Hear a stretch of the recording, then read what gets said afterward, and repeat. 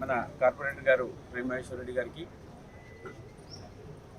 అందరికీ కూడా 79వ స్వాతంత్ర దినోత్సవ శుభాకాంక్షలు తెలియజేసుకుంటూ అందరం మనము తప్పకుండా మన త్యాగధనులని మనం గుర్తు చేసుకోవాల్సిన అవసరం ఉంది. వాళ్ళు ఎంతో కష్టపడి మనకి స్వాతంత్ర్యాన్ని ఇస్తే ఈరోజు మనము ఇంత ఫ్రీడాన్ని ఎంజాయ్ చేస్తున్నాం. నమ్మండి నమ్మకపోండి, ప్రపంచ దేశాలలో మన భారతదేశంలో మనం ఏదైతే జీవిస్తున్నామో ఆ జీవన ప్రమాణం అయితేనేమి, జీవన విధానం అయితేనేమి అన్కంపేరబుల్ అండి. అద్భుతమైన లైఫ్ని మనం లీడ్ చేస్తున్నాం ఈరోజు.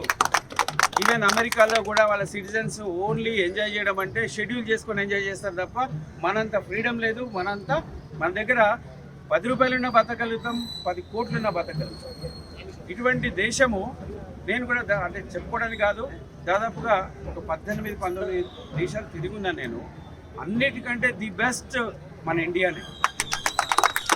కాకపోతే ఇక్కడ మనకి ప్రజాస్వామ్యము అతి ప్రజాస్వామ్యం అయిపోయి, అతి ఫ్రీడమ్ అయిపోయి దాన్ని మనము మిస్యూజ్ చేసుకున్న పరిస్థితి తప్ప అద్భుతమైన ప్రగతి కూడా ఉంది.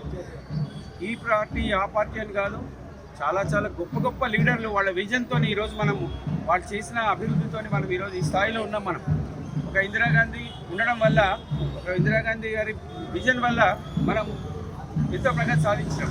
ఆ తర్వాత వాజ్పేయి గారి విజన్ వల్ల ఈరోజు నేషనల్ హైవేస్ అనే దాంతో ఈరోజు ఎక్కడ లేదు ప్రపంచం మొత్తంలో అంత పొడవైన నేషనల్ హైవేస్ మన ఇండియా మాత్రమే ఉంది.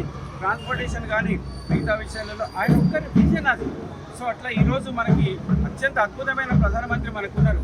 11 సంవత్సరాలుగా సుస్థిరమైన ప్రభుత్వాన్ని నడుపుకుంటూ ఈరోజు ప్రపంచ దేశాలు కూడా మన మీద కన్నెత్తి చూడడానికి భయపడే పరిస్థితి ఈరోజు మనం చెప్తున్నారు. సో అంత అద్భుతమైన పరిస్థితులు మనం ఉన్నాం. కానీ మనకు ఇంకొకటి, ఇంకా సార్ మాట్లాడినప్పుడు వైద్య పరంగా మనకి నిజంగానే అందుబాటులోకి రావాలి. కానీ ఒక్క విషయాన్ని మనం గుర్తుపెట్టుకోవాల్సిన అవసరం ఏముందంటే, ప్రపంచ స్థాయి ఆధునిక ఆరోగ్య వ్యవస్థ మన దగ్గర ఉంది, పర్టికులర్ హైదరాబాద్లో ఉంది. అయితే డెఫినెట్గా వాటి మెషినరీ కాస్ట్ కూడా చాలా చాలా కాస్ట్. కంపారిటివ్లీ అమెరికాలో ఏదైతే ట్రీట్మెంట్ జరుగుతుందో ఇక్కడ జరుగుతుంది.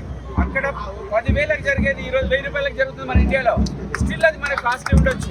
కానీ కంపారిటివ్లీ ప్రపంచ దేశాలతో పోలిస్తే మనం చాలా అద్భుతమైన ఫెసిలిటీస్తో ఉన్నాము. ఒకే ఒక ల్యాకింగ్ ఏంటంటే అద్భుతమైన యువతరం ఉంది, కానీ ఎవరికి కూడా సిస్టమ్ మీద కమిట్మెంట్ లేదు, సిస్టమ్ని ఫాలో అయ్యే కమిట్మెంట్ లేదు. అదొక్కటే ల్యాకింగ్ నేను చూశాను. అందరం కూడా యువత ఈ విషయాన్ని మనం గమనించుకొని మిగతా వాళ్ళకు చెప్పి మన సిస్టమ్ని ఫాలో అయినట్టయితే ఇంకా అద్భుతమైన ప్రగతి ఉంటుందని